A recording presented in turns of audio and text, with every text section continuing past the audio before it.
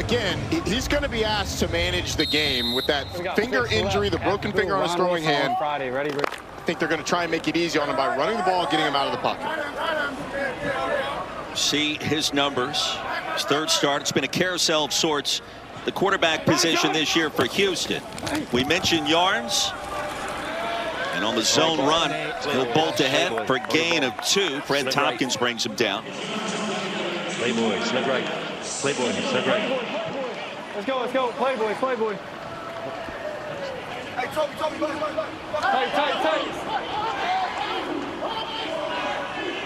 Right, John.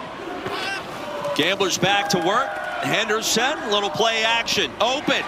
And the reception made at the 42. Just mentioned Lawrence Keys, the third, makes the grab and a first down. Yeah, and you see the immediate boot out. You're going to get a little play action, and then Keys just on a little out route. They get him out of the pocket to get him away from the trash inside, making an easy throwing lane. He was able to rip that one, even with the broken finger. Also, a lot of misdirection. You see the tight end going one way, the running back going another way, giving the defense a lot of things to think about at the snap of the football. Same thing for the play-by-play guy. I was going 10 different directions, trying to find the ball. Gain of 21. Flag on the field. Yarn's going to get to the outside. Bullies his way to midfield. Stopped by Tompkins again. Defense offsides, 56, lined up in the neutral zone. So offside defense, he's going to want to go 1 and 5, right? Why don't you confirm with that, Matt? Hey, copy the number, please. Matt, the number, please. Hey. 5'6". We need a read. 56. Reset to 14:01. They'll take the penalty, 1st and 5 instead of 2nd and 4 after the run by Yarns. Ron Stone Jr. guilty party that time. Like the pass rush moves we saw against Cole Kublik. I do too. Will he have a chance to use him is the question. Answer is yes. Kirk Merritt, the running back, straight ahead, A-gap run. And into plus territory was Jalen White. 6-yard gain to move the chains. Let's go. Hey, let's go Cub. Let's go Cub Mike White. I love this controlled tempo by the Houston Gamblers right now, controlling things at the line of scrimmage. Let's see what Nolan Henderson sees from a defensive perspective. White remains in at running back. They'll roll the pocket again with Henderson. Buys some time, flips it incomplete. And Winningham got a couple of hands on it. DJ Miller in coverage. Well, it seemed like that the call that we got from Captain Mutterland anticipated a sprint out to the left. You had 2 droppers from the edge of the line of scrimmage out towards the direction that they were rolling out, which gave Nolan Henderson really nowhere to run if he wanted to run. And then obviously the coverage down the field was good as well. So Ted Ginn Jr. there, first-year head coach for the Aviators. Stand out at Ohio State, first-round draft pick. Pistol look this time with White. They'll fake it to him, roll it out, and nothing doing. Aviators had that one played perfectly. May have lost a yard. Well, it was a nice job, but you're going to get a tight end coming out here and then a block, and both tight ends end up out in the flat, kind of right next to each other. It's not exactly how you draw it up. You'd like those guys on different levels, different spacing. Either way, it's a nice job by Columbus of following the tight ends to the flat. Spivey could have cost himself an opportunity there. He's 5-7 yards deeper on that route. May be able to lever that over and have a big gain. Yeah. Rodgers that corralled the pass, 3rd down and long. 2 backs in the backfield. Henderson wants to run it right up the gut. I don't think so. Across the 45, a gain of 4 on 3rd and 11, and that's it. Well, they cannot punt the ball. It'd be a 61-yard field goal from here on the 43. It would be worth 4 points, but it looks like Houston is opting, going to try and go for it here. Kevin Sumlin is. Lake dash right, comeback switch on 1. 4th down and 7. Hoyland does have a 59-yard field goal. That came against Louisville. 10 of 11 in that department. That's a long ways to kick the pigskin. 180. Be about a 62-yarder. They'll go for it. 4th and 7. Henderson finding the sticks. And the pass is going to be hauled in. That's a chain mover along the far side. Great catch by Justin Hall. 3rd down, 11. He picked up 12. I mean, this catch is absolutely fantastic. He's got the defender draped all over him. Justin Hall at the end. He's able to get, he keeps control, is able to get the feet down and bounds. You only need 1 foot in the UFL this year. Gets that down. Excellent job over Kyrie Woods, the nickel. 4th and 11, the drive continues. Fake the inside zone again. Henderson floats it as a man, and it's incomplete. Kirkland out of step. That's one that Houston would love to get back. So we've seen a lot of man coverage. Just watch the number of bodies you see in your screen at the line of scrimmage. There's one safety in the middle of the field that Columbus has been playing consistently. Everybody else close to the line of scrimmage, playing man-to-man coverage, and we've already seen a couple of times been able to get a little bit of space. Look at all the guys. These are 10 guys in your screen for this Columbus defense.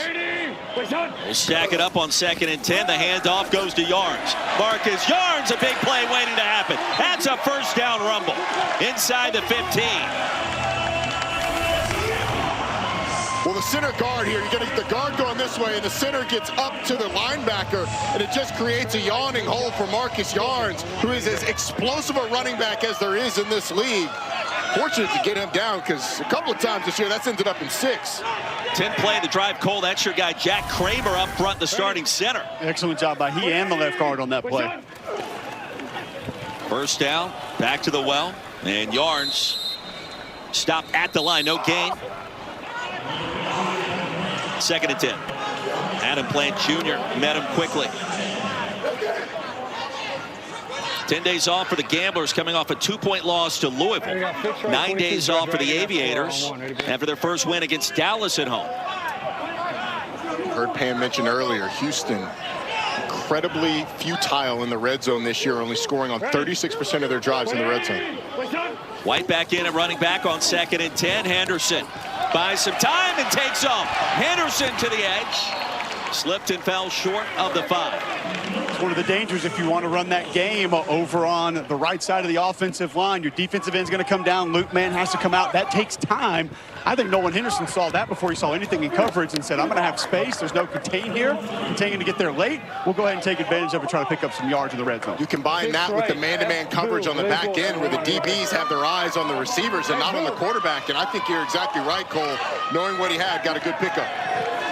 Captain Munnerlyn back to the drawing board. 3rd down and 4. Opening drive of this game, week 5 of the UFL underway. Jalen White, both hands on the pigskin. Needed to get to the 3. He is right there at the line to gain. And that should be enough for the first down, and it is.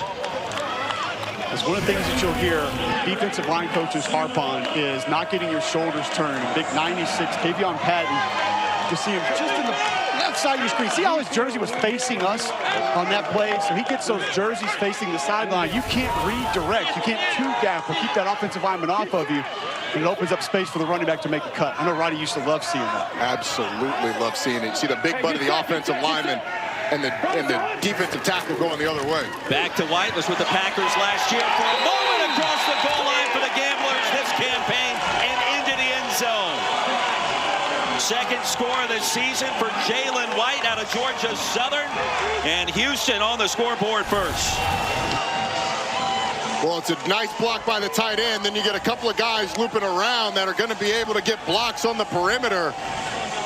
And you get Jalen White just finding a little bit of space, runs through a defender and gets in the end zone. And what a statement drive by a Houston team that's been slow starting. They're able to put the ball in the end zone on the first drive. 75 yards in 13 plays in just over 7 minutes. Here's John Hoyland. He'll go for the 1-point conversion. And across the line of scrimmage, the Aviators, Neutral zone infraction 21. Neutral zone infraction, defense number 21.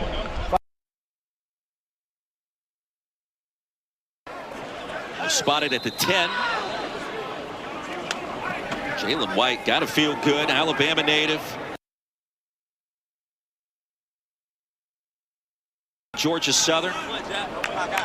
Cup of coffee with the Packers last year as an undrafted free agent. Into the end zone today. And a 6-0 lead early for the Gamblers. Make it. Roddy Jones, Roy Philpott upstairs. Cole Kublik, Harry Douglas down. White. South Carolina. Scrambles ahead towards the 35. Headline. He is a massive signal caller. Large human being who probably hasn't gotten enough credit for the way he's played this year. When he's taking care of the football, he has been downright efficient. Number 2 in the UFL in completion percentage.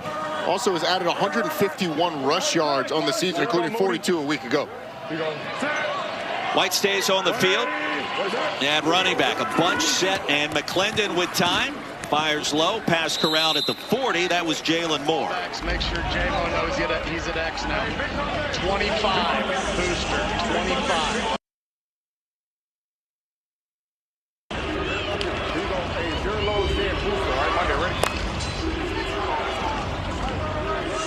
Todd Haley, former head coach of the Kansas City Chiefs, all of a sudden a dancing expert after their first win of the year.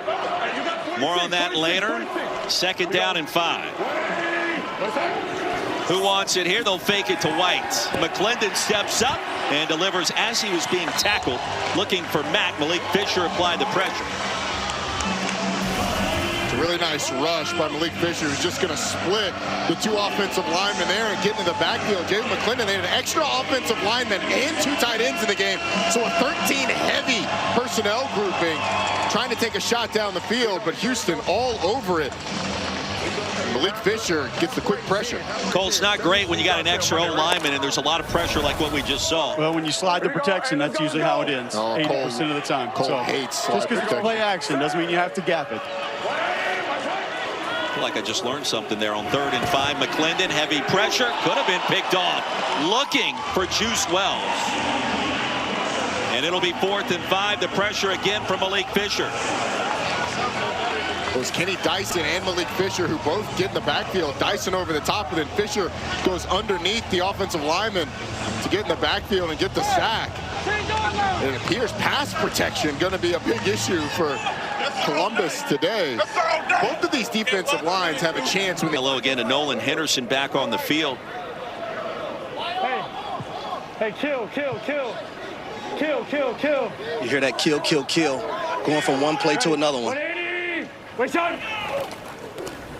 Marcus Major. Boy, the inside zone working quite well across the 30. Stopped by Lawson, a gain of 7. Rip Ab Stallion. That's left off. Rip Ab Stallion. That safety got him slow, boy. They left off Rip Ab Stallion on one. Ready to break the man across the face.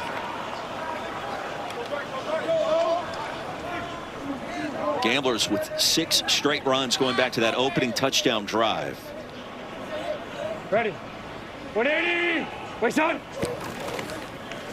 Play action. Henderson makes it 7 in a row. And the quarterback keeper needed 3, picked up 3.5, maybe 4. Ron Stone Jr. stopped him. That's enough for the first. Well, you guys emphasize what it's going to do for Nolan Henderson to add some of the quarterback run and the quarterback movement in general, not just run, but bootleg, sprint outs.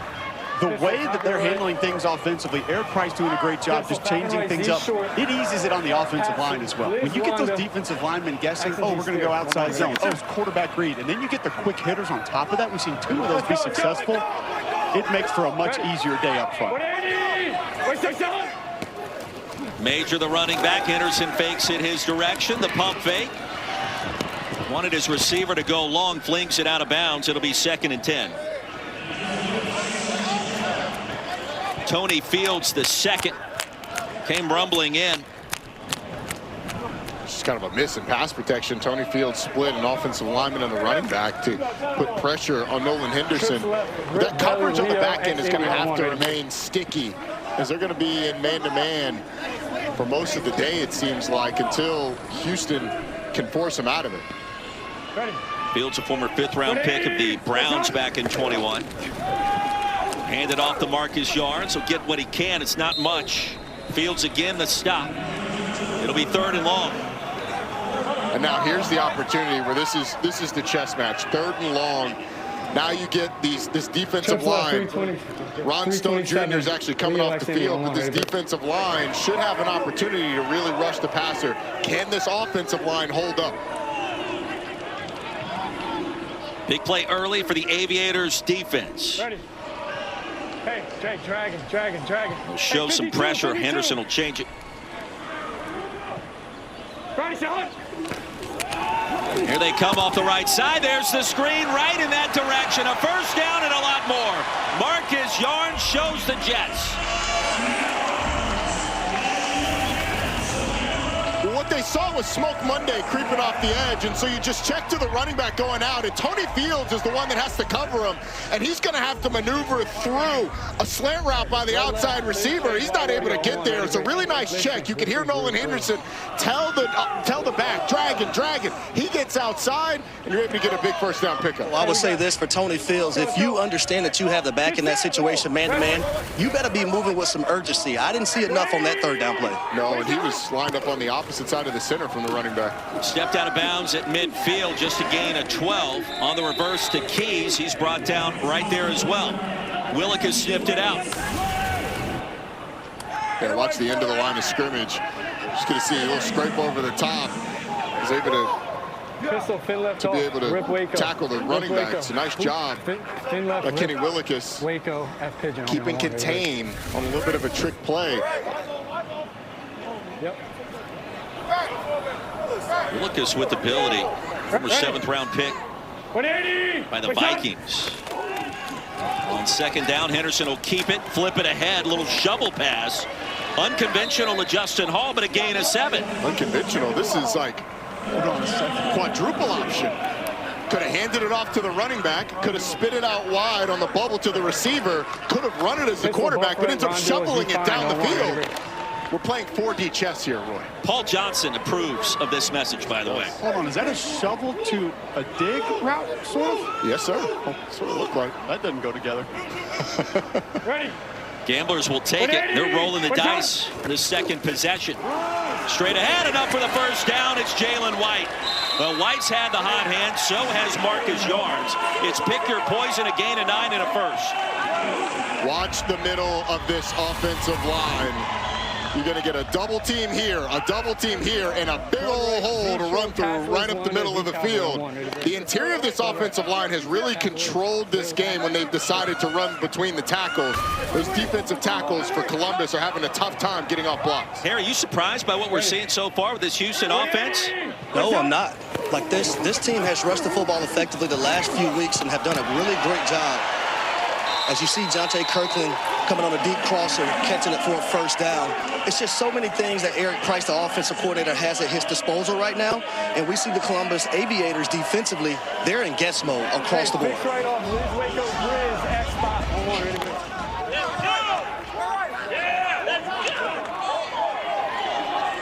Already 9 first downs for Houston, a gain of 14 to Kirkland.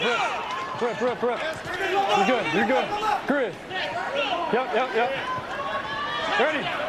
180. Wait, son. Henderson, a jump pass. Look at what he found. The H-back juggles it incomplete. Amrani Rogers. Tell you 5 different ways he should have caught it. He couldn't do it, hearing footsteps.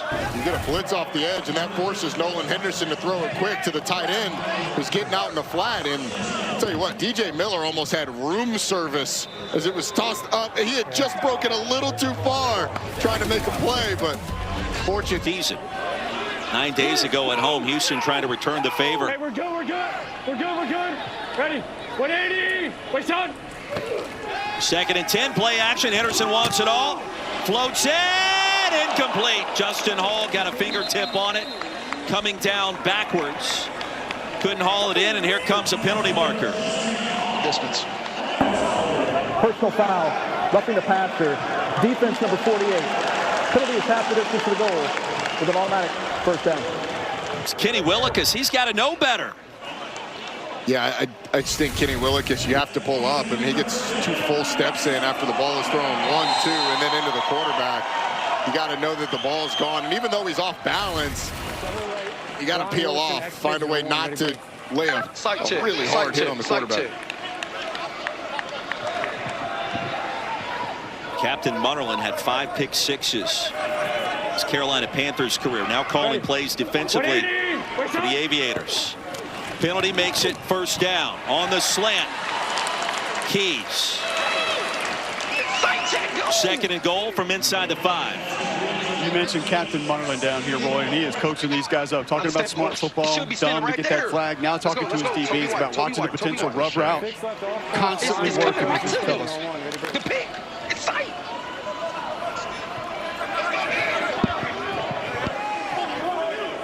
Frustrating start for the Aviators defense. Man coverage again. Henderson recognizes, pulls it out on the zone read into the end zone. Ron Stone Jr. got caught inside, and the 5-yard scoring rumble by Nolan Henderson.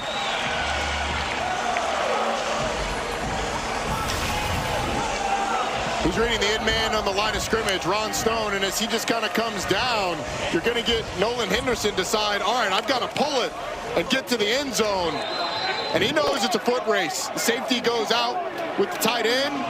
Nolan Henderson's able to beat Ron Stone. Ron Stone actually did a nice job of keeping his shoulders square, but on those in-between reads, the quarterback makes a decision and goes, and he's able to get in the end zone. He didn't win that battle by much, but he didn't need much to do it. The 5-yard touchdown run for Henderson. 14-0 Houston. Rhythm, I like the upside there, although it's getting late early for these teams that are struggling right now in the UFL. That's what makes this game so important. Both teams eyeing the top 4 in the league. They need a win to have a chance. Hoyland sends it deep. Jalen Moore, landing zone near the 6. Waiting on the convoy. Side step. And stopped at the 29. Cole's got Captain Munnerlin. Cole.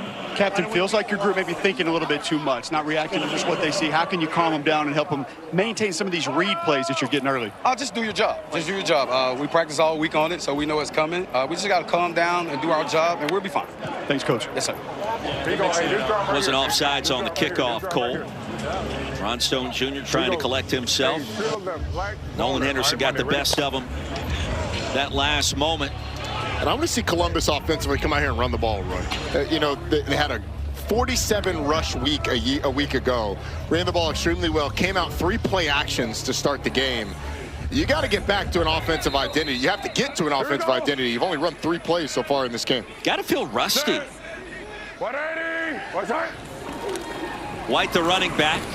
McClendon pulls it away, slides in after a gain of 2, maybe 3, Harry. I'm down here with Nolan Henderson, who just had a touchdown run. And I want you to take us through this play that you scored a touchdown on, and what are your keys? As we have it paused right now, I'm going to circle this defensive end. Is that the guy that you're reading? Yeah, and man read here. And if he does what tells you that you're going to pull this football? Yeah, if he gives me any, I know they're in man coverage, so I know they're going to run with the receivers. I might have a little bit more width, and really I just felt like if I could beat them outside, then I'll be able to score. So as he crashes down right here.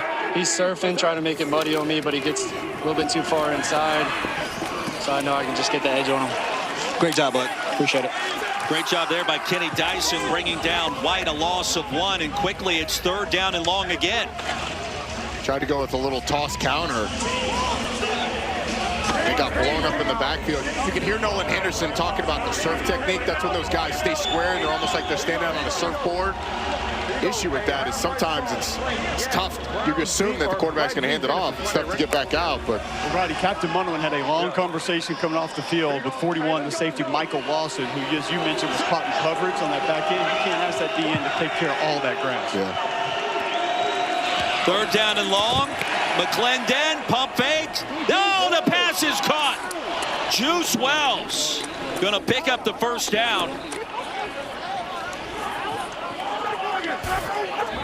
Well, it's incredible strength by Jalen McClendon, but Juice Wells comes all the way in and then goes back out. He doesn't go up to the stands, but then goes all the way back out, and it throws off Columbus. They're trying to pass this thing off, and so it ends up no one's covering him. Good strength by Jalen McClendon, able to get his arm away from the rusher and then deliver the ball down the field, but it's a really good route to run to the middle of the field and then extend back out towards the corner and be able to find some space. It's a 1st-team All-SEC wide receiver running free, and McClendon did a great job. I thought the ball was held the Storm to just over 50 yards of total offense in the 1st half to get themselves squarely in that playoff picture. After gain of 27 to Juice Wells. First play in plus territory in this game for the Aviators. And John Lovett around the right side. Give him 3. I kind of feel like this is a Mac right there. Big 88, the tight end. Sorry about that, Harry. No, I feel like this is a must. I think touchdown drive for the Aviators to stay in this ball game. The way that Houston is moving the ball offensively, I feel like they not just 3 points, but they need to score a touchdown on this drive. Harry, is also important for them to stay on the field to give their defense a break. I mean, their defense has been on the field the entire game before this drive. Great point. Folks at home might need to know it is hot. 87 degrees. A sun splash Sunday in Houston. Into the flats. Pass corralled. Mack stays in bounds. A little tippy toe. They'll rule him out near the 15. Tell you what, Alize Mack out of Notre Dame had the crack block on the last play, and now he just goes out in the flat. Jalen McClendon's able to find him, really displaying the full range of skills. He's a really talented receiver at 6'4", almost 270 pounds. Can mix it up inside, can do some stuff out on the perimeter. He's a guy that I think with a good performance over the course of this year could really cement himself as one of the best tight ends in this league. 6'4", 270 on the move, a gain of 20. John Lovett, a stutter step. There he goes, exploding down to the 6. And they run behind Alize Mack again. I'll tell you two, Todd Haley told me before the game, don't know how he's not a number 3 in the NFL right now. He said, I never had a number 3 tight end as talented as this. I'll say this, I thought it was only going to be one Alize that I knew of. That's the drink. We have a second one. Hey, indeed we do, HD. Gain of 9. McClendon, that shotgun look, love it. Sidesteps one defender, pummels his way ahead. And on 2nd and 1, that is enough to move the chains. That's a 1st and goal.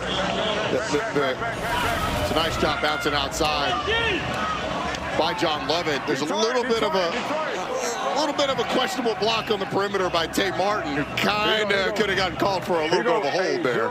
When you hear Todd Haley talking about coaching Keyshawn Johnson and how well he blocked, it's no surprise. That's all he wants to talk about.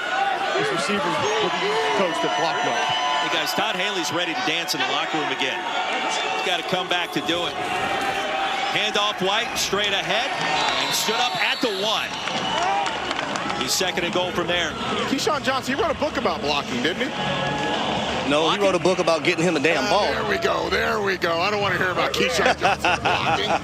I'm just going to tell you guys, the thing that I think people don't know about Keyshawn Johnson that I think is the greatest moment of his career is pre-Rose Bowl against Northwestern, and he went out to the 50 and planted the USC flag before the game, and then went out for like 12 for 208. White straight ahead, legs churning and stopped short. 3rd and goal. They'll mark it at the 1. Charlie Thomas III brought down White. This is definitely an area where the Houston Gamblers have excelled down in the tight red zone this season. 10 play the drive, straight ahead, and in for the touchdown. McClendon pushes his way across the goal line. Now that's what 6'4", 225 can do for you, a quarterback, and for offensive play caller Todd Haley. Well, look who they've got lined up over the center. You need a big guy lined up over the center. You just get a surge right up the middle. And they didn't touch him, Roddy.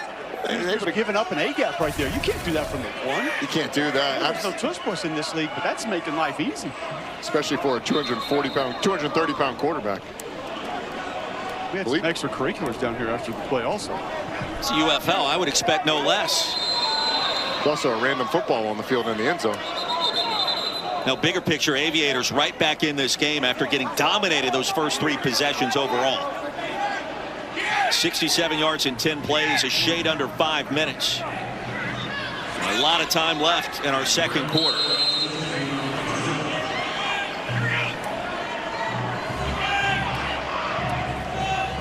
Ryan Coe played his college ball at Cal. Signed with the Tampa Bay Buccaneers a year ago as an undrafted free agent. And the extra point is played at 10 so far in the 2nd quarter.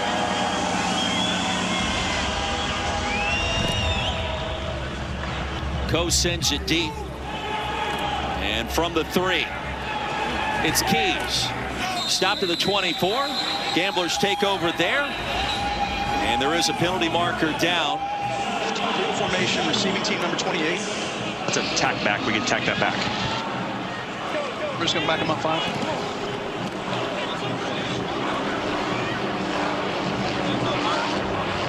Illegal formation. Receiving team number 28. 5-yard penalty. First down. We'll back them up 5. Gamblers take over there. It's time for our audio blitz. Come on. The announcers will take a timeout and enjoy the natural sounds in Houston.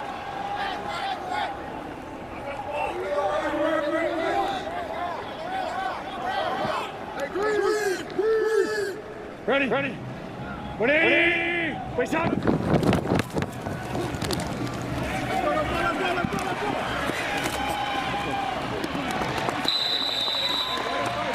Hey, we gotta learn how to retrace. Gotta learn how to retrace. Hey, man, go put us in a cover 2 or something. Let's go, Toby White. Finish it. Coach, I'm keeping everything. Z-Fine, Liz Duo on 1. Ready, break. Z-Fine, Liz Duo. Pistol.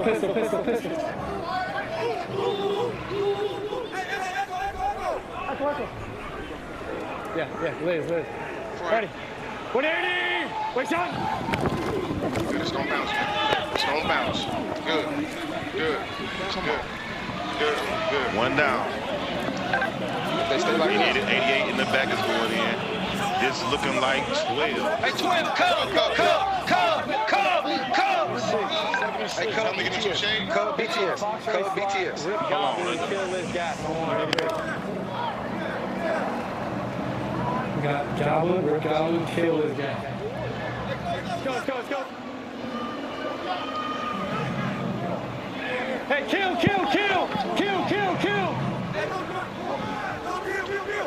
Brody, hot. Pitch this bitch up. Gotta reach the kid.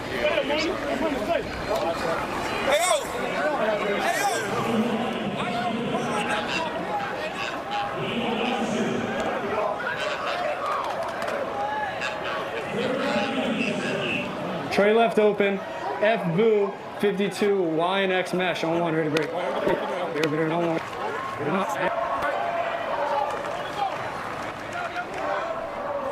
Let's go. Ready. 180. Wait, shot. They got the same problem. Yards.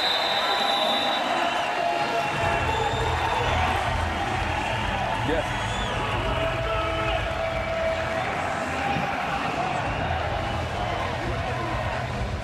Go. Yeah, we got to get set. Hey, we got to get out of the hole and get set. Let's go. We are playing slow, like lethargic. Ready. 180. Wait, son.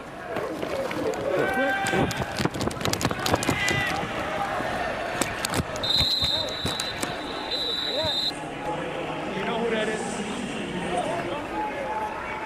Take a shot here. We got 3 down, 2nd 10. Okay, that is 11. I got 10 and 9 in right now. Hurry up! Pistol buff left. Z-Fine, Liz Duo. Pistol buff left. Pistol buff Z-Fine, left. Liz Duo. 1. Yes. Getting set, guys. 41. Ready. 180. Wait, son.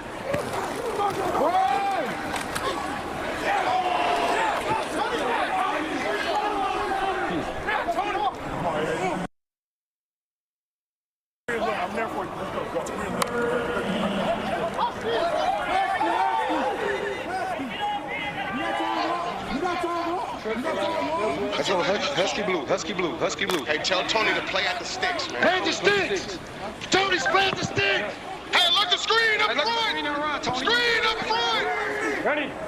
180. Wait, son. What are we doing? Huh? What do you like? Grant. You want to kick it? Okay. Hold on. Yeah. Field goal. I'm going to let the clock run down. Hey. Hold it. Mike. 4th down.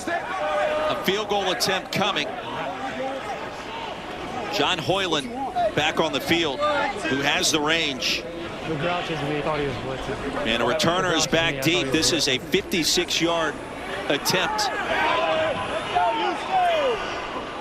And a chance to push the number over the total in the first half. Houston, they're first. Timeout. We're going to need another K-ball. Gamblers will talk it over. What's Kevin Sumlin want to do? If we're waiting to take time off the clock. Oh, man. It's you. I mean, we got to talk to these guys. Now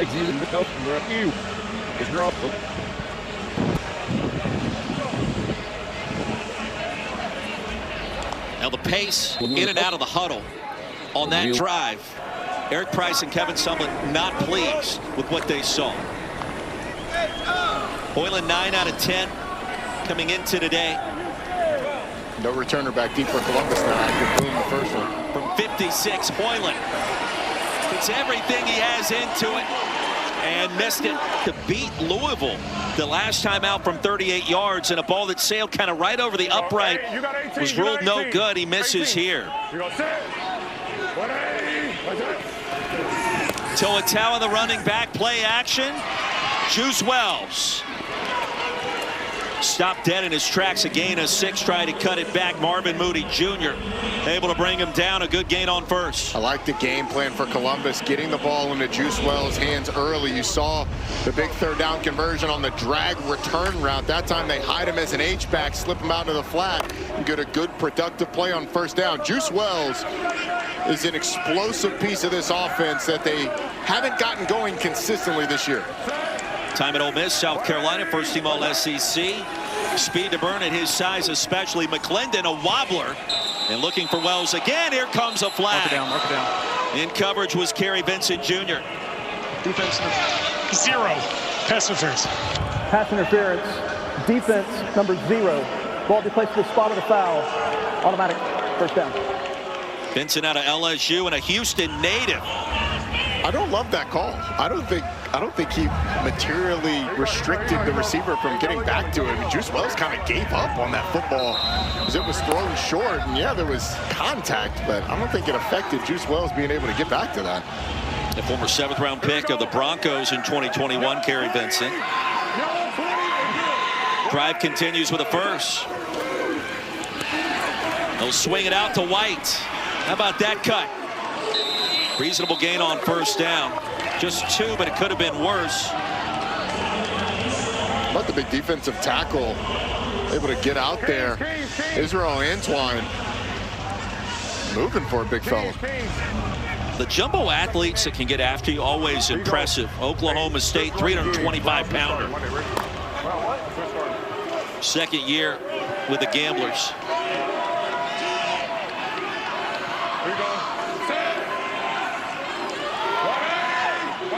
Gunnar Oaks will move around on 2nd and long, and the pass will be dropped by Kiki Chisholm. An incredible catch a week ago for the touchdown to the front pylon back at home in Columbus, and dropped what should have been a first down here. Just a slant route from Kiki Chisholm on the outside, and he just loses it, or loses the concentration, drops it. It's a fantastic delivery by Jalen McClendon on a nice read. But it sets up a 3rd and long. I would imagine Columbus is thinking, you got 2 downs to get the first down here. So you're telling Jalen McClendon, hey, look, you don't need it all. Just get a positive play. No sacks. On the draw, Toatawa. Tawa picks up the first. How about the play call? And the 2-minute warning arrives. Columbus on the move. Meanwhile, the Aviators on the move, trying to tie it up before halftime. After the first down run by Toatawa, thinking about the double pass, Jalen Moore, and heaves it out of bounds. Interesting play call. The clock will stop on first downs and incomplete passes under 2 minutes to go. Scary. They're trying to hit Gunnar Oaks, who's going to come up and fake like he's going to block and then go out, but he's going to trip, actually, after he collisions the defender. And so Jalen Moore has nowhere to go with the ball. Does a nice job of avoiding catastrophe. Just tosses it harmlessly to the turf. That's when you go in the meeting room, or if you're going to run straight down the defender, we're not going to call the play for you, bud. I'm just going to say, if you're going to trip, let's at least run somebody over when you do it. I'll take that. 2nd and 10. And McClendon steps up strong in the pocket, delivers a strike. That's enough to move the chains. Now the pass caught by Tay Martin, had to leapfrog to get it a gain of 14. Well, it's a good job of abandoning by the play fake by Toa. You can see Jalen McClendon open to his right. And if there's no threat off the edge, the running back's going to go on that play fake. But because there was immediate threat, Toa goes straight there and creates the opportunity for Jalen McClendon to deliver a really accurate ball. I asked Todd Haley about those first play fakes that didn't go for the Aviators, and he said everybody was open on every play, so no surprise that they haven't gotten away from them. Todd Haley, more than 20 years in the NFL, a lot of those seasons as a play caller. White bullies his way to the 7. Roddy, somewhere Jacob Hester's crying watching that play right there.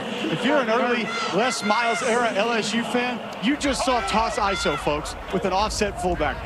A play that was run into the ground during one era of LSU football. And now it's gone the way of the dinosaur, except for with Todd Haley and this Aviators offense. They would run that on 3rd and long, too. Often. They're going to need a timeout. Got to go. Extra lineman on the field. Toa to the edge. Toa! Touchdown! Yes, sir! Just had his longest run of the season.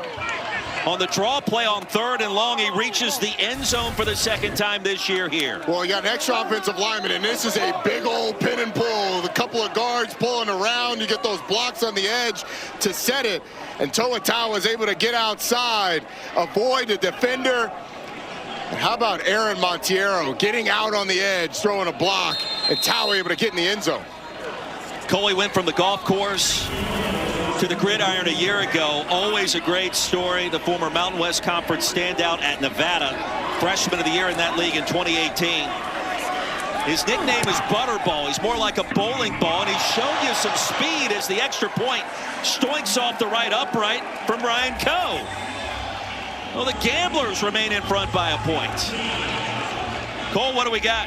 I'm not sure who's more tired, me running after Toa or Toa after that touchdown run. It was about a year ago that we caught up with you before a game, and you were telling us that you were living on your brother's couch, working at a golf course, cleaning golf carts.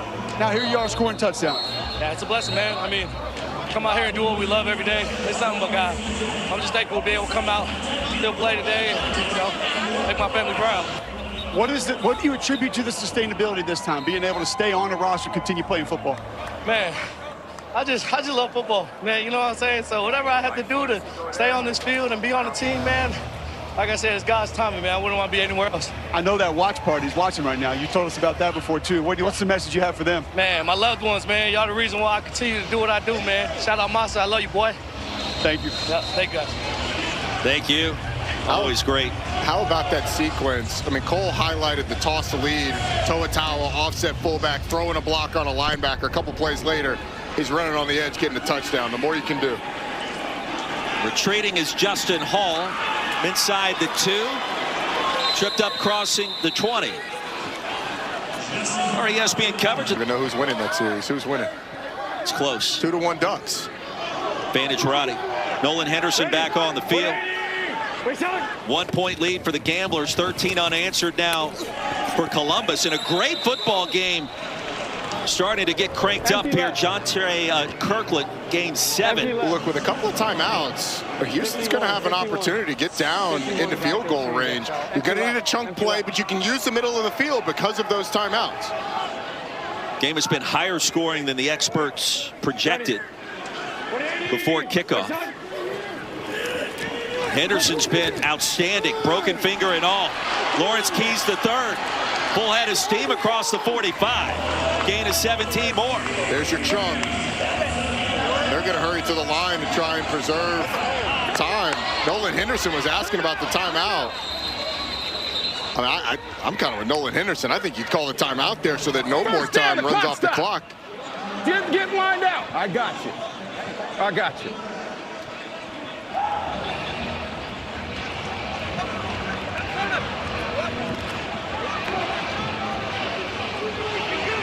Good. All right. So now we got one left. We don't have to go down. We got one timeout. Okay. We got to get to the 35.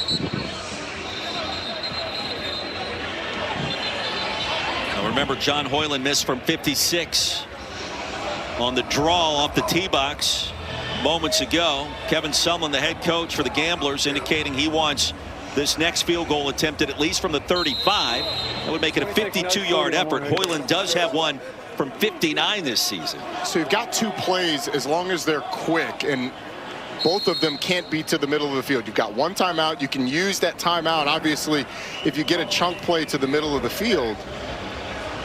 But with 14 seconds, you're going to need time, obviously, to be able to kick the field goal. And so I think your thought process on this first play is you're going towards the sidelines on something quick.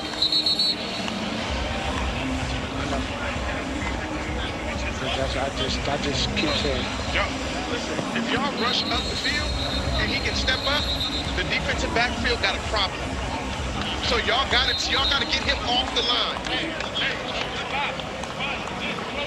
No, because we got a spy guy.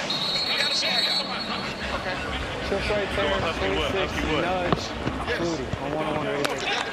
That got to be you doing that. Husky blue. Husky blue. That got to be him doing that. Henderson has been effective on the ground in critical moments today. 180! Wait, son! Big play coming up here on first down. Henderson retreating. Sidesteps. Flings one deep. Has a man breaking open.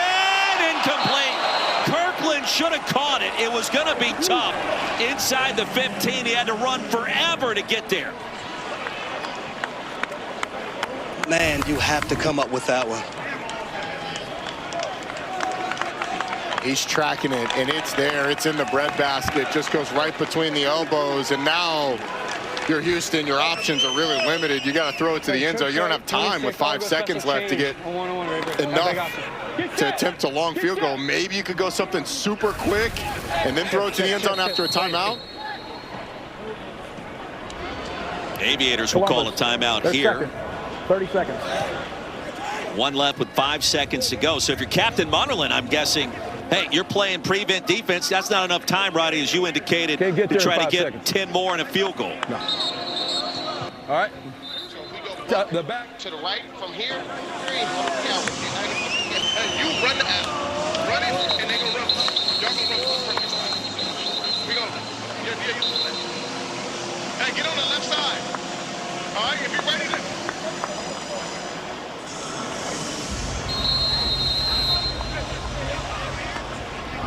5 seconds to go into the half. Houston's been impressive here at home. The 1-point lead. Ready. 180. What's up? Henderson eludes one potential sack. Throws it as far as he can, down near the 10. And incomplete on the final play. An exciting first half. Michael Lawson got some hands on it as he stepped out of bounds. Week 5 in the UFL, living up to expectations. Especially. Yeah, he definitely got on the guys. I'll tell you, he was the alpha male. Everyone else was listening. And he talked about the run game, basically, when Columbus goes to their big personnel in that inside zone, when the running backs bounce it, the corners can't sit out there outside eating a lollipop and be lackadaisical. They have to be involved in the run game. And then when he talked about the pin and pull that Columbus is running, the defensive players, you cannot go underneath. You have to go over top and try to stop that. That is being ran to the weak side, and Columbus is having success doing it as well. All right, so we will see how this third quarter begins as we check in with Cole Kublik. There's a lot of positivity coming out of that Columbus Aviators at halftime, saying we feel like we got their best shot in the first half. A couple minor adjustments. Coach Haley says, listen, as long as pass protection's there, we're going to keep pushing the ball down the field. That needs to be cleaned up. Captain Munnerlyn, defensive coordinator, said going to continue to play with the spy, and we just need to do our job. Said guys are freelancing just a little bit too much on defense. If we get away from that, we feel like we can get more stops in the second half. It's 88 degrees. Cole Kublik barely a beat of sweat down there on the sidelines. He had the good lighting for that hit. First down, White straight ahead. And a short pickup. Antwine brought him down quickly. Aviators have yet to take the lead in this game. Roddy mentioned it too. The missed extra point by Ryan Coe off the right upright. Could have tied it right before half. But I still think in that halftime locker room, Columbus would have felt really good about the second quarter response, particularly offensively. They've really found a rhythm. Toatawa's going to line up as a wide receiver and go in motion. Now the offset fullback. Aviators want to throw it. McClendon going to be dragged down. He'll lose a yard. Malik Fisher, we called his name early and often today. And we do so again to start the second half here. Well, Malik Fisher's on the edge. He's going to hit a little spin move back inside. But there's where Jalen McClendon wants to go with the ball. He just gets a little spooked by the linebacker retracing underneath the tight end. And Malik Fisher is able to get to the quarterback. I think he could have cut it loose. Would have been a tight window. I don't blame Jalen McClendon for trying to tuck it and being conservative there. Fisher out of Villanova. Been in the league a couple of years. Third down and 9. Clean pocket, McClendon. One-handed grab short of the line to gain at the 37. Mack was able to bring it in brilliantly, but just a gain of 3 on 3rd and long. What a catch by Alize Mack. It's the best non-first down catch that we've seen all day. A one-hand snag. I see you, Alize. Good player, ball player. I think Harry just wants an excuse to say Alize. I do. Right on top of it, Roy. Indeed. Lawrence Keys back deep to receive this punt from Brad Robbins. Keys standing at his own 10. Robbins, a former 6th-round pick by Cincinnati in 2023 in the NFL. Booming punt. Checks up at the 5 and then trickles into the end zone for the touchback. Gamblers with the football. 12:44 to go in the 3rd quarter. Kevin Sumlin likes to start here in the second half. It's like he could. Incredible size. Pressure. Henderson gets crunched back at the 15. Kenny Willekes. And a loss of 9. Was looking for Jontre Kirkland, who runs a double move over here, but Kenny Willekes just does a nice job of fighting, continuing to fight on his rush against Armani Rogers. The tight end is able to get there before Nolan Henderson can pull the trigger, because Jontre Kirkland had the corner on a double move. It was a touchdown. Ron Stone Jr. also a part of that, almost on cue. Well done by him. And Marcus Yarns gets drilled. Ball came out. Smoke Monday got him. Jack Kramer was Johnny on the spot. Marcus Yarns right here just fumbles the football on the right side. And then watch the center come down. He's able to get it back. Nice job of Smoke Monday putting his shoulder pad right on the ball. Houston fortunate not to give that one up. And now you got a 3rd and a mile. Won't show up in the box score the way that it probably should, but a big recovery by Kramer. On 3rd down and 19, Henderson. Flag comes in late into the flats and nothing doing. Holding likely going to take this one back at a loss, or gain of 4 rather. No, he declined the penalty here, make him punt it. Holding, offense number 85. Penalty is declined. It's 4th down. Jaquarius Spivey just decided that Ron Stone's play was going to end early. Let me grab you, take it to the ground. Didn't end up mattering anyway. How about the defense is stepping up to begin this 3rd quarter? Cole's decision to go boring and root for no offense looks good here early in the second half. That's debatable. The over-under listed at what, 44.5, somewhere along those lines? Defenses keep playing like this. He may have a shot. Juice Wells back deep to receive this punt. Mike Rivers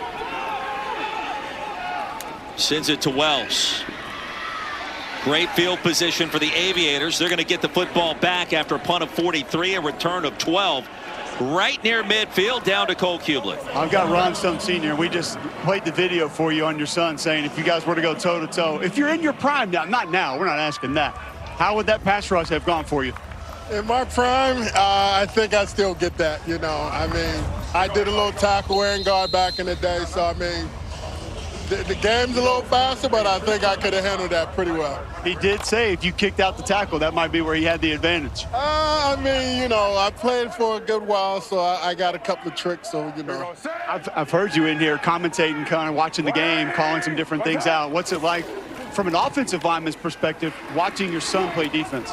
I mean, I was at a little practice this week, so I get to watch it. I think, you know, the more I can help the O-line, the more I think it'll help him. So, you know, I try to, you know, give him all the tips I can and hopefully go out there and improve.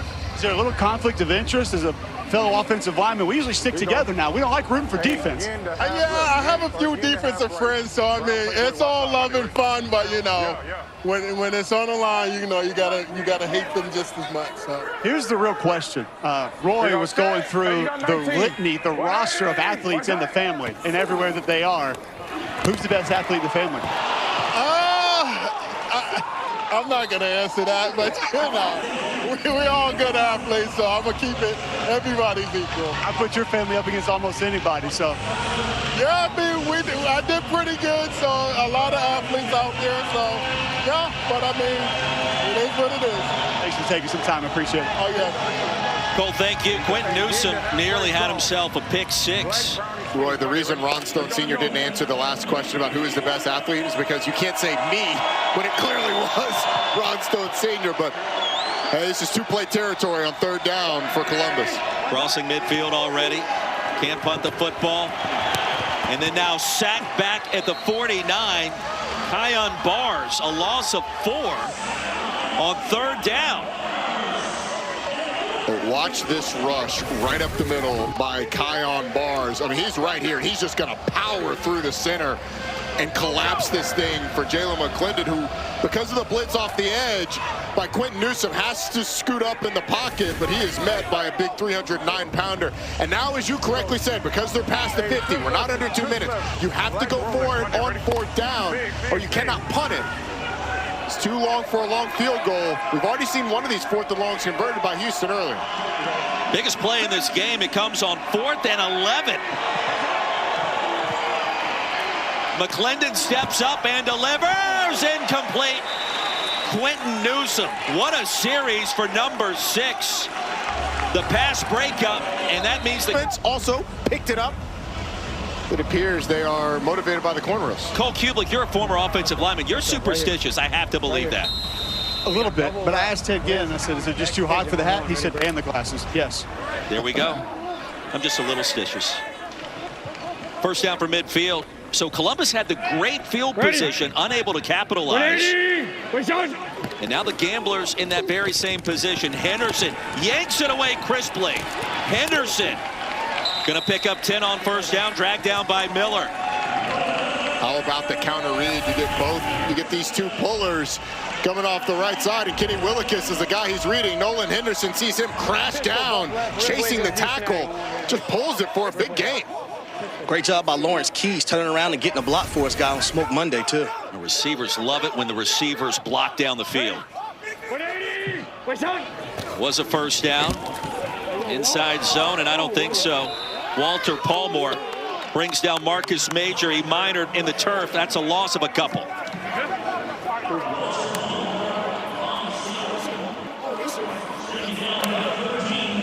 Again, if you're... We got Trey Wright, rib gut, Z pigeon on 1. Ready, bro? If you're Houston offensively, cannot punt now that you're across the 50. So you got 3 downs to get this first down. Going into a slight breeze. Chances of making a long field goal not great. Henderson, there it is again. He flips it ahead. Mahomes style, and it's incomplete, looking for Kirkland. Jontre Kirkland does such a good job. He feels the defender on his outside hip and jumps inside. Jontre Kirkland's going to be here, and as Nolan Henderson gets out, he's going to just jump inside of the defender. He's got space. 52. First time Nolan Henderson trying to lead him that way, too. Little RPO, an interesting play call. It worked well in the first half. Ready. Halfway through the third down and long. We'll have to go for it on fourth down if we get there after crossing midfield, and the two-hand chest pass out of bounds with Walker applying the pressure. I don't know if that went past the line of scrimmage there. I do think there was a receiver in the area, though, so while it was thrown out of bounds, there's a guy over there. Let's take a look as he's clearly out of the pocket. Ball still has to cross the line of scrimmage. And he shoves it in the general-ish vicinity of play. I do think it may have just barely gotten past the line. One of our officials was right there on it. Full complement of passing attempts for Kevin Sumlin's team. Fourth down and long. Got to go for it crossing midfield. Can't punt it. UFL rules. Henderson. And the pass is dropped by Jalen White. It wouldn't have mattered. He was back to the original line of scrimmage. And that was it. Ted Ginn Jr.'s defense gets a much-needed stop on the 4-and-out. Ultimately, I mean, the Houston offense gained like 6 yards net on that drive because they got the ball just shy of midfield. Good stop by Ted Ginn Jr.'s defense. Feels like the defense is some halftime adjustments potentially. Have really settled into this game. But also, if you're Gunnar Henderson, you have to understand it's 4th and 13, right? If you're going to throw a ball, throw it down the field and give your receiver a chance at least at trying to pick up the first down. Coming up next week, Week 5 capped off by the Louisville Kings, 3-1 Dallas Renegades. We look forward. ABC, the place to be. That is after we are done here to wrap up week number 5. Down to Cole. Kenny Williams right here, defensive end. Why was the pressure able to pick up for you guys on that series? We decided to come out and hunt. We said enough is enough. We were going slow in the first quarter. We said, come on, let's go out, let's go hunt, let's go get some sacks. Hot would usually mean the pressure's going to slow down because you're getting tired. No, they get tired, we turn up. Appreciate it. Thank you. There you go. Those are the eyes of a defensive football player. Here we go. After a gain of 3, White. Yeah, I feel like I let you guys down because he and Captain Munnerlyn were absolutely going at it, discussing what should have happened, what should not have happened. Kenny justifying what he did, Captain sort of questioning it just a little bit. And Kenny said, we don't do this right here. And I was like, I actually want that right here. Like, we need to hear you guys discussing that. I respect it, but there's a really cool back and forth of just one player doing what he thought he saw. And because of that, and then the defensive coordinator may be wondering why we went the way that we did. They're still talking on the sidelines too, Cole. Ball didn't cross midfield. Columbus can punt. They don't pick up the first down. Toa Taua weaving through traffic. Change that across the 50. And it's going to be 4th and short. So a gain of 8 yards. And now Columbus forced to go for it.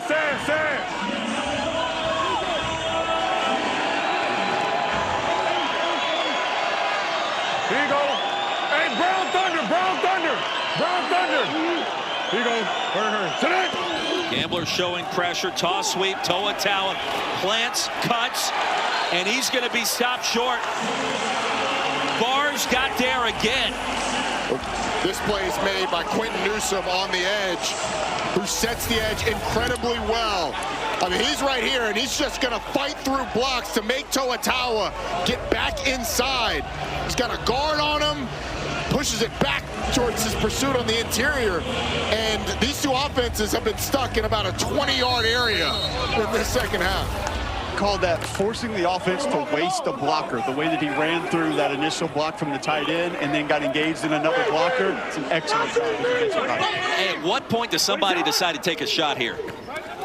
Henderson. Not a shot, but a deeper pattern right at the sticks to Kirkland. That's a chain mover.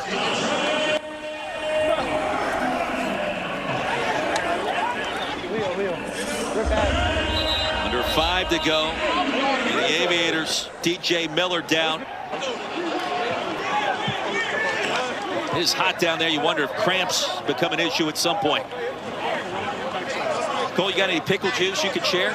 I will confirm cramps have become an issue for myself walking around, but yeah, I would probably say that was one of the main things I heard at halftime was just hydrate, hydrate, hydrate. Everybody talking about getting more fluids. Harry, who we got down there? I got defensive coordinator Marvin Sanders coming out of halftime. You got all your guys in the locker room, but how have they responded in the second half so far? They really responded really well so far. It's still early in the second half, but we just had to get ourselves in a position where we're controlling ourselves. Don't worry about what the other guys are doing. Handle our business, and that's what we're starting to do so far. On that 4th and 1, great job by Newsome, keeping contained, and then Barnes came and cleaned things up. What about those two guys on 4th down making a play? Well, that's what we talk about, doing your 111th. Everybody doing their job. Q, keeping the edge, and Bars running the alley. That's just everybody doing their job. We got to continue to play team football. We. Thanks, Coach. Thank you. Appreciate it. Q, the former black shirt at Nebraska, just like Marvin Sanders. A lot of pride when he talked with us this week about that combination representing great state of Nebraska. A little bit of wonder of what Nebraska's going to do with Matt Rule there at the University of Nebraska. Big year in Lincoln. Certainly a lot of pride for the black shirts. First down, Marcus Major. Boy, nice burst, getting downhill quickly. And a gain of at least 9, almost 10. And Jackson Carman at left guard has done a really nice job today. He did a nice job on that one, reaching the shade to be able to get inside and seal him off. And then on the front side, you have the guard and center with some nice blocks as well. It's more reminiscent of what we saw early in this game from the interior of that offensive line. Carman, the Ohio native, played his college ball at Clemson. Kevin Sumlin and Eric Price said he's really here to help us. He's done that. Legs were churning for Major on 2nd and inches. That's a first down. Ron Stone Jr. thought he had a tackle. Instead, he didn't. The drive continues for the Gamblers. I'm not sure if Marcus Major would have allowed Ron Stone to pull his flag. Let's go, let's go. All right, listen, let's go, Toby Snake Dog, Toby Snake Dog, Toby Snake Dog. Yeah. Hey, tailpipe. Is Leon inside leverage or outside? Leon, inside leverage, tailpipe. You hear Snake. Hey, tell Mike to That's sit that now. safety coming on a blitz. There he came. Sam, dog. They ran it the other way, Harry. And a 2-yard pickup on first down.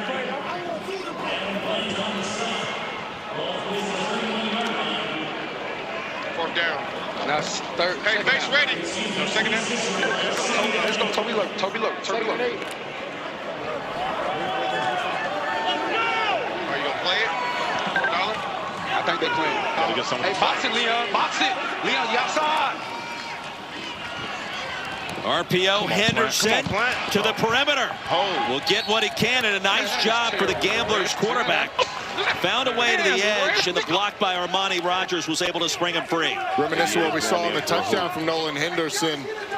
You had Adam Plant playing that surf technique where he closes down just slightly. Henderson pulls it and gets around the corner. Oh, Toby White, man, Toby White. Sight, alert sight. Y'all smell it. Man, Guys, Munderland's ready to jump in there and play man-to-man coverage at this point. Hey, side! You're too deep! Stand out at South Carolina with the Carolina Panthers afterwards, right up 77 there. And the Palmetto State, Tony Fields, tackle yards after a short pickup. And I'll tell you this about Captain Munderland. Had an opportunity to play against him twice a year for a very, very long time. He is one of those guys that pays attention to detail, very detail-oriented in everything that he does. One of the toughest players that I've ever gone against as well, too. So a great deal of respect. So when he's out here yelling and he's upset, he has a reason to. He's lived this life, y'all. Just tell the squad story. After this play, I will.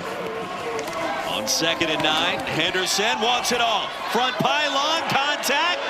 There comes the flag. Kai Loxley thought he was held. Kyrie Woods was like a blanket. In the end zone, yes, sir. Pass interference. Defense number 28. Foul returned in the end zone by Rule. The ball is placed at the 1-yard line with an automatic first down. Remember, he came in for DJ Miller, and that's an issue. Yes, he did, and there's contact all the way down.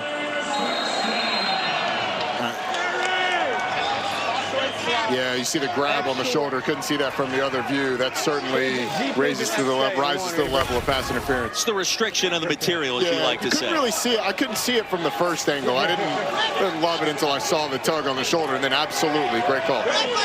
See if Jalen White wants another touchdown. We'll hand it to him, and not this time. Sea of humanity. Blue helmets and the white jerseys. Avion Patton able to get there first. Knocked him back. All right, so let me revisit this squat story. So I was with the Tennessee Titans at the time, and captain was still in Carolina. And some of my teammates took a video of me squatting 500 pounds, and I posted it on social media. So Ted Ginn, who was on the team at the time, with Captain Munderland, went to him and said, "You're going to let Harry out-squat you?" And Captain Munderland was basically like, "Heck no." And he went and squatted over 500 pounds. Legs were shaking, but he got there. Another deep give. Helmets come flying. And the TFL back at the 5. Major was stopped by Tompkins. The final play of the third quarter. It'll be 3rd down and goal to begin our final 15 minutes. Houston. Yardage, and you probably kick the field goal.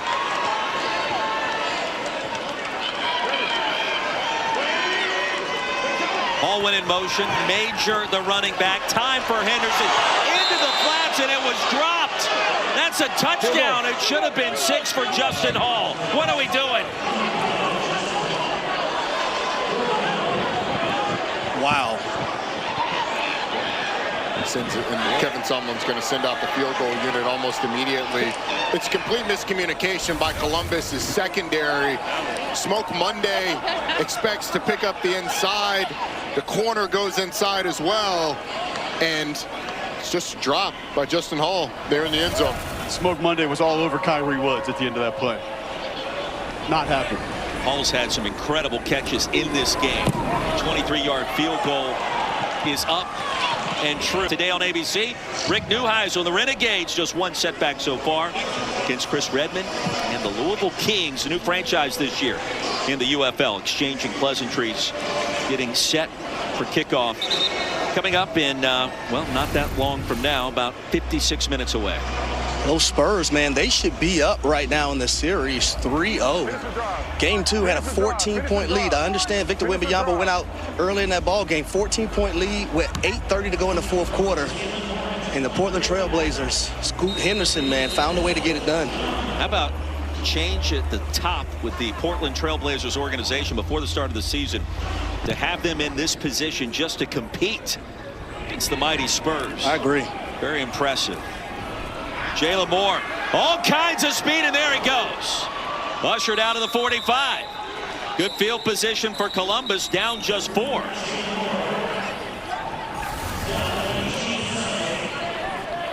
Forty-yard return. Jalen Moore gets a nice little crease there on the right side. Watch the blocking. That hole opens up. Fortunate. Good pursuit from the backside. Fortunate that didn't go for Moore. Eugene Asante rode him out of bounds. Aviators have struggled on offense to start the second half. Here you go, here you go, here you go. Hey, bust up hop.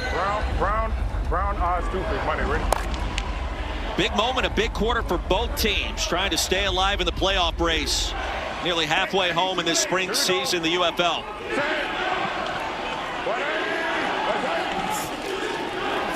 Will hand it off to White.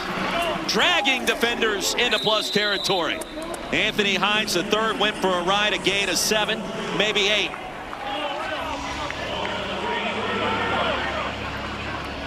Here go, bingo. Here go, bingo. Here go, hurry. Here go. Tonight. Give him forward progress, a 9-yard gain into the flats. Tay Martin, second grab, picks up the first down. Nifty footwork.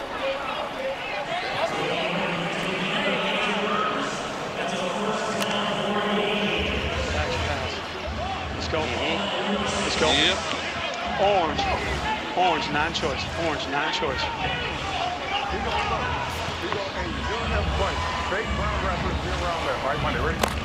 Turn it over.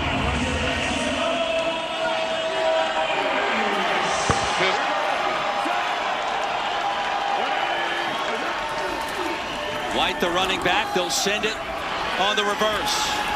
Juice Wells out of bounds, spinning around towards the 32. Modest game for a play like that, but they'll take 4 on first down. Great block by tight end Alizé Mack, giving Juice Wells a little real estate. Had a little Alizé and Juice on the perimeter there. Solid. Talk about having a great night. First and second down production is imperative in the fourth quarter when you're trying to come back and win a football game. And Harry, it's interesting, Columbus with more yards on this drive than all of their previous drives combined here in the second half. Time for McClendon surveys. Flings it out.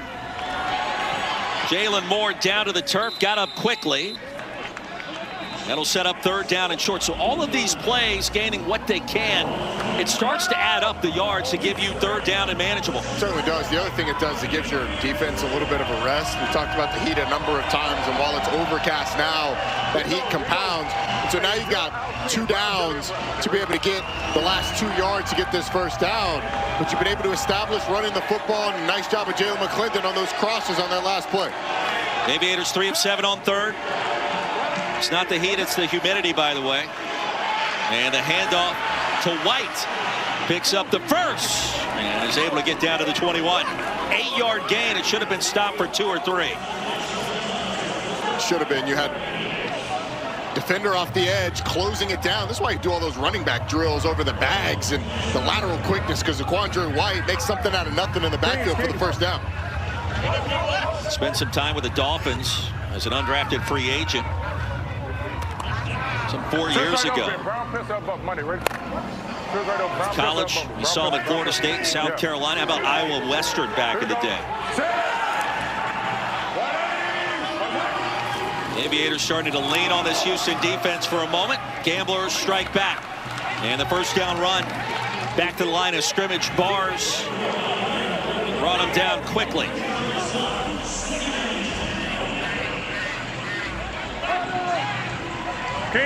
Kings. Here you go. Hey, Trill right, Brown switch, Chevy, watch me, Monday, ready? Uber talented Jalen McClendon, right, vocal leader, physical specimen. Honest numbers through the air so far, and McClendon steps up strong. Wide open in the flats, Toa. Hop, skip, and a jump. There's the spin. First down and goal. Gain of 17.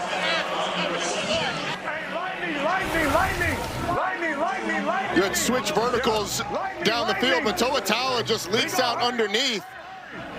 Jalen McClendon dumps it to him quick in a big game. Toa straight ahead. They call him butterball, more like a bowling ball, and he's able to get down inside the 1. Roy, he is a physical human being. He gets downhill, it's going to be hard to stop him. Will they feed the beast one more time here, Harry? A-gap is stopped up. Toa is too, driven backwards. We weren't even sure if he was going to be available on this drive. They're working on his shoulder over on the sideline when they took possession. Remarkable to see him even in here doing some of the things he's doing.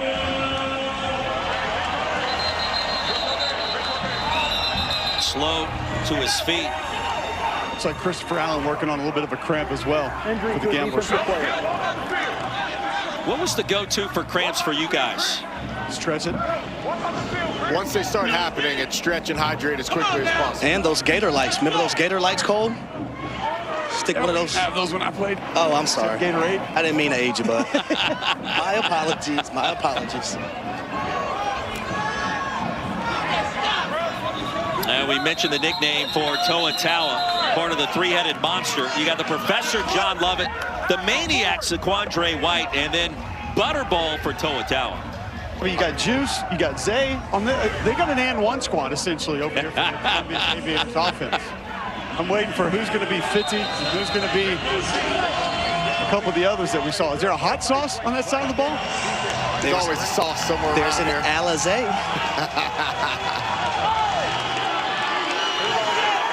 10th play of the drive. Who wants it? Quarterback. Third down and goal. Little miscommunication. McClendon brought down the sack. Kenny Dice Houston would not give up on that play. And a loss of 10. I do not like that play call.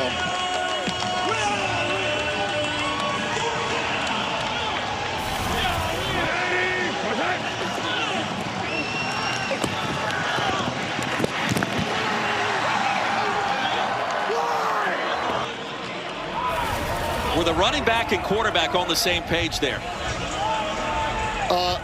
Yeah, I think so, Roy. The bigger issue to me is going with a play-action rollout there. You had a blitz off the edge. Jalen McClendon wasn't able to get there. I thought you could have quarterback sneaked it with the alignment. 29-yard field goal, Ryan Coe. And it's no good. First and goal for Columbus. It is, but certainly when you go backwards the way they did, it's never good. And the fact that you've missed now an extra point and a field goal, two very makeable ones, that's 4 points. I mean, that's the difference in this game. That is Ryan Coe that shoinked the PAT from 33 yards out at the end of the first half. No gain on the play as yards is brought down by Patrick Jenkins out of Tulane. This feels like a massive next 2 plays for this Columbus defense. When Houston's been able to get that first down, it's felt like they've been able to really bleed the clock for some long drives.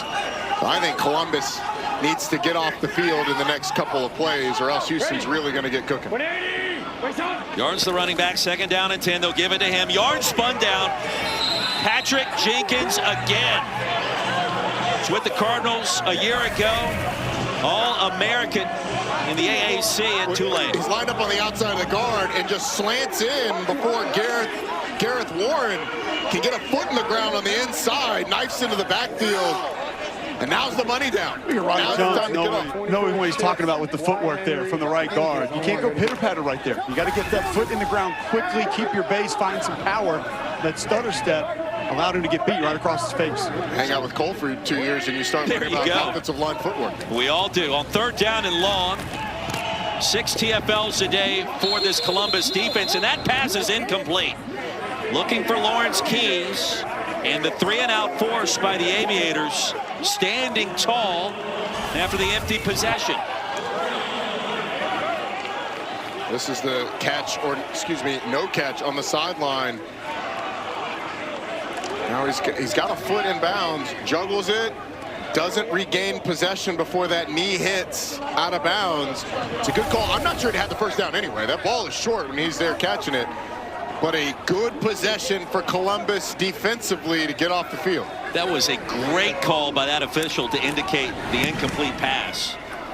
This punt turned over beautifully by Mike Rivers. And now it's Wells.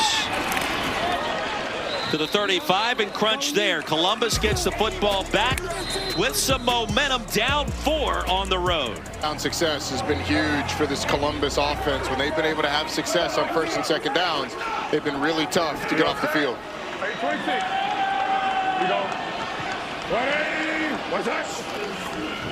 McClendon. Clean pocket across the middle. Easy pitch and catch. Tay Martin rumbles into plus territory. Critical game, playoff implications. Both teams need the win today. He is so good on these concepts when you get the dig over the middle and he comes off play action and is able to plant and throw in rhythm. He gets to the top of his drop, one hitch, and then delivers an absolute strike. That's been a really good play for them. The hard play action with the dig behind that drive concept. Jalen Morton checks in for the first time at quarterback out of Prairie View. First time we've seen him today. Time with the Packers 6 years ago as an undrafted free agent. Crafty little maneuver to Juice Wells, and a loss of 1. Major Burns stopped him. Yeah, it was unfortunate. Todd Haley had a good play call on with a little misdirection. They just ran it into a safety blitz. Major Burns was all over it.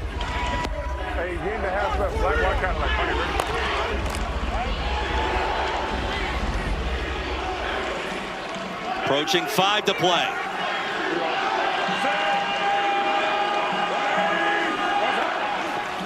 Oaks went in motion, the massive tight end. They'll look back the other way. And incomplete. Kerry Vincent right on top of Wells.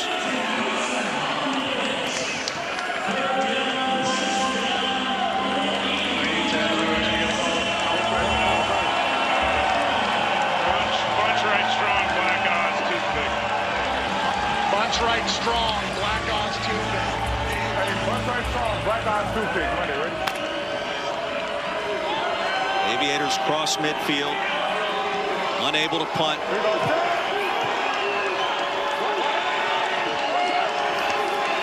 McClendon hands it off to White. White cuts it back against the grain.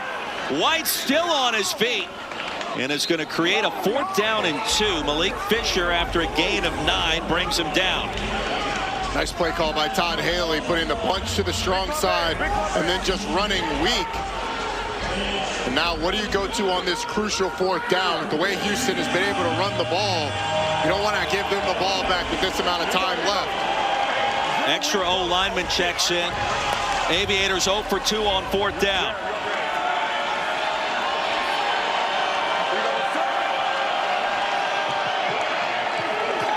Biggest play of the game.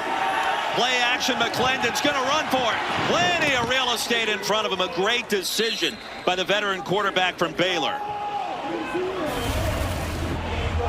Well, down the field, you're going to have a big boy post, and then Chris Glazer, who's actually number 64, is going to be on a little over route. I don't know if they were ever planning on throwing it to big 64, but Jalen McClendon makes a nice decision to get up the field. If that play was designed to go to the guy who's usually on the interior of the offensive line, Todd Haley has a lot of gumption to go for that. Digging deep, attempting the comeback. It's White. Columbus taking its time, methodical approach. And White's tripped up after a 5-yard gain.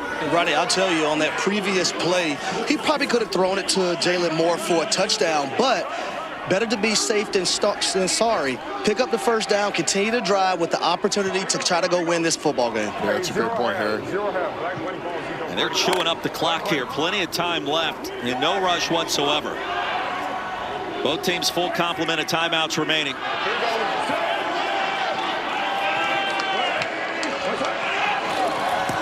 Fake it to White. McClendon's going to step ahead. McClendon picks up the 1st down all the way inside the 15. The ball came out. McClendon fumbled the football. Was he down? The play continues. After a gain of 16, Perotti able to come up with a pigskin. Well, the game almost hinges on this replay. Did he fumble it before he was down? Is that ball out? I think it's moving. I think it is really close. I think it moved just a little bit. The left elbow is what hits first, and it's starting to move just prior. The ruling on the field is a fumble, correct? Adam, we're going to review this, okay? It's really close. We're going to go under review here. The ruling on the field of a fumble recovered by the defense is under further review. This is our best look. Again, I'm looking for that first body part, which is the left forearm, but that ball is starting to move. I don't have firm control. At least I can't prove firm control when the arm hits. And we do have a clear recovery by the defense, correct? Okay, so again, do we have anything else? That's my best look. Yeah, after further review, the ruling on the field of a fumble stands. After further review, the ruling on the field stands. 1st down, Houston. It was a tag team with Walker and Asante that jarred it loose. Well, the hand, it looked like of Eugene Asante. That was the right arm that was wrapped around that ball. And that's what caused the fumble. Notice what I do. Jalen McClendon, his play has been so good other than the turnovers. Harry, who you got down there? I have Eugene Asante. Man, you talk about pursuing the football, never giving up. What did you feel right there, man? You know, that's what I do. Run into the football. You know, I'm a player that plays with relentless effort, hustling to the ball, and I seen the quarterback had the ball exposed. I had to go get it. So it's a great play, but we just got to go finish this game. Talk about your defensive coordinator, Marvin Sanders, at halftime. He really got into you guys. You guys have come out here in the 2nd half and responded. What did that message mean to you? It means a lot to me personally. Coach Marv has played a big impact on my family. He coached my brother when he was at Nebraska. He was my brother's position coach. So every time I come on this field, I want to represent him. I want to represent my brother. I want to represent my family. And it means a lot just coming out here and being able to represent this team, the Houston Gamblers, and just having fun. I love Coach Marv, and I love the way he implements his defense. Thanks, man. Thank y'all. We got to go win. Eugene's brother, Asante, Larry, was part of the NFL for 5 years. And the Gamblers with a 4-point lead at the 2-minute warning. McClendon wanting a shot at redemption.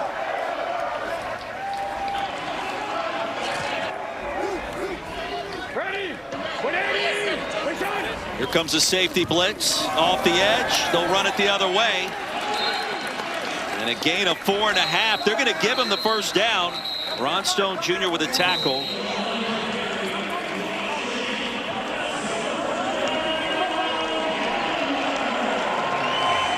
That's that mano-a-mano. 4-minute offense. We need a first down. Let's go get it, guys. Offensive line. Pin back your ears. Get your pad level low. Let's go try to win this thing. Well, they brought Smoke Monday up to the line of scrimmage. They just simply ran away from him the other way, and that was more than enough. Yes, it was. Surge from the left side of that offensive line was enough to get that first down. They haven't yet moved the chains, though. Is this going to be... They moved it backwards after the initial indicator was to move the chains forwards. So it's going to be third down in less than a yard. The timeout called by Columbus. Well, they changed their minds on the spot. That's the bump left. Z5. Let's do it. Oh, a twinkle in the eye of Eric Price there. I think they're going to run right into the teeth of this offensive line. Question is there an option for Nolan Henderson to pull if he doesn't like what he sees off the edge? So you heard that Z fine. That's that receiver coming in motion to dig out the safety. They'll hand it off, shoved ahead. A penalty marker flies in. And there wasn't very much available at all on that play. 91 lined up in the neutral zone. Again? Matt. 90, 99, 91, 99 lined up in the neutral zone. Okay. Offside. Defense number 99 lined up in the neutral zone. That 5-yard penalty results in a first down. I mean, you can't have it. I mean, it's just 3rd and 1, and you're lining up in the neutral zone. It's not in the neutral zone, by the way. That's on the other side of the football. Yeah, he's so far across the line of scrimmage that it could have blown it dead. I mean, that's just unacceptable from the defensive line of Columbus. Walter Palmore lining up the Gamblers' side of the line of scrimmage. Can't do that, and on first down, timeout's going to be called. Tony Field. You think back to the missed extra point, the missed chip shot field goal, all coming up empty. That's been a big deal, and we just saw the penalty moments ago, but miscues for the Aviators. An extra point, doink. Another short field goal that you got it. This is when down 4. It misses out wide, and then Jalen McClendon on a drive that was very promising ends up fumbling on a big scramble. I mean, that would have put them inside the 10-yard line. And then on the 3rd down, 3rd and 1, right there in the middle, offsides, Walter Palmore. So it doesn't matter what happens the rest of the play. Houston's going to get the first down via the penalty. The question is, will Ted Ginn Jr.'s team, can you get a stop here and then give your offense the ball with a prayer to get back and to get the win? Just the one timeout remaining. Buck 43 on the clock.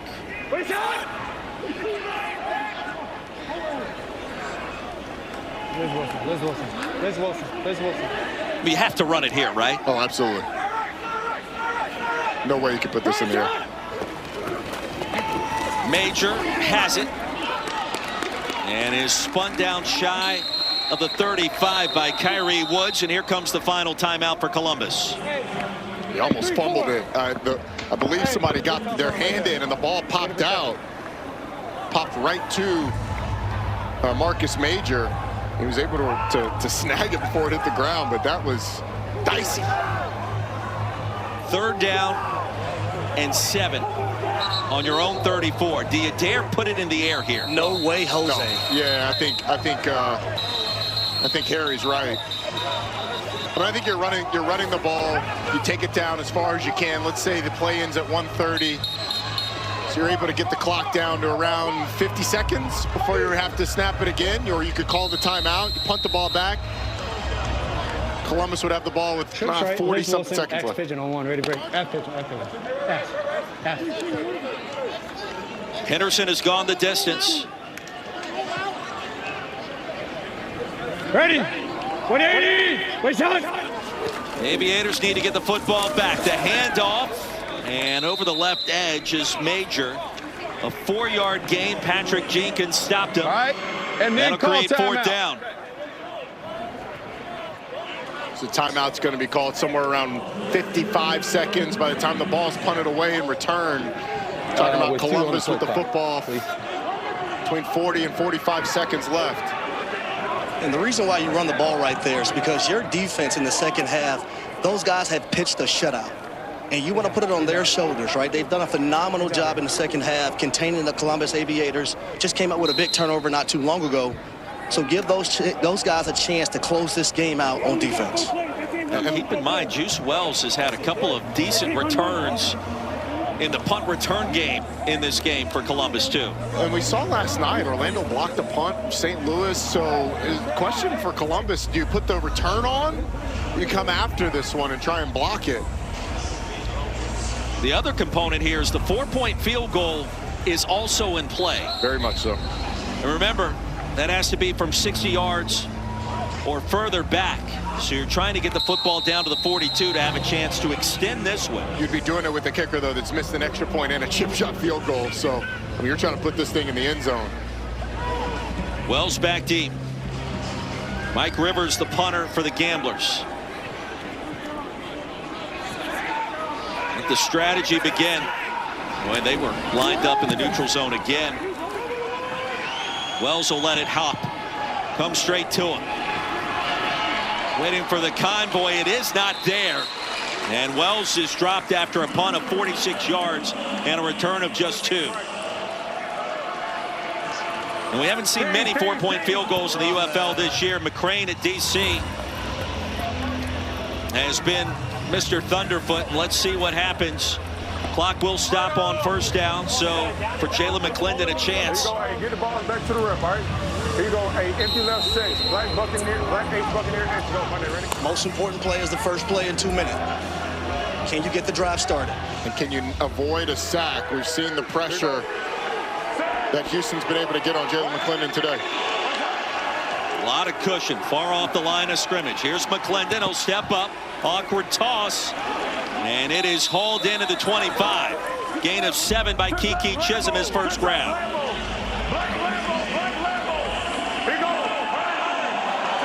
Aviators out of timeouts. Gotta go. McClendon across the middle. Gotta get out of bounds for White. Hop, skip, and a jump. He'll do so.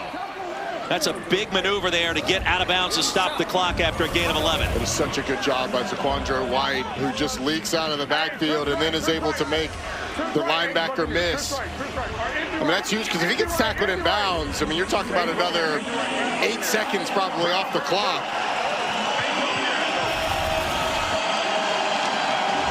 Have to get to the 42 to have a chance to tie it up on a 4-point field goal. That's the plus 42. McClendon into the flats. White. Oh, it's a big tackle. Lasso down. 12 seconds remaining. No gain on the play. Marvin Moody. They'll clock it with 6 seconds remaining. I understand where Jalen McClendon is going there, but to go to the check down with the back, you are, unless he's wide open, I think you just got to throw the ball out of bounds. I mean, this is a play that is almost doomed by the time Jalen McClendon gets there. The defensive back's all over him. Zaquandre White's not able to make a play. And now, if you're Columbus, I mean, I think you go quick to the sideline. It's got to be super quick and then get out of bounds, or you're just hauling it down the field hoping for a pass interference. McClendon underneath. Gets it away to Mack. Mack laterals it backwards. Ball comes out. Gamblers on top of it. There are no flags, and that will do it. Houston survives 17-13. Our final score. Gamblers now 2-3 and in contention.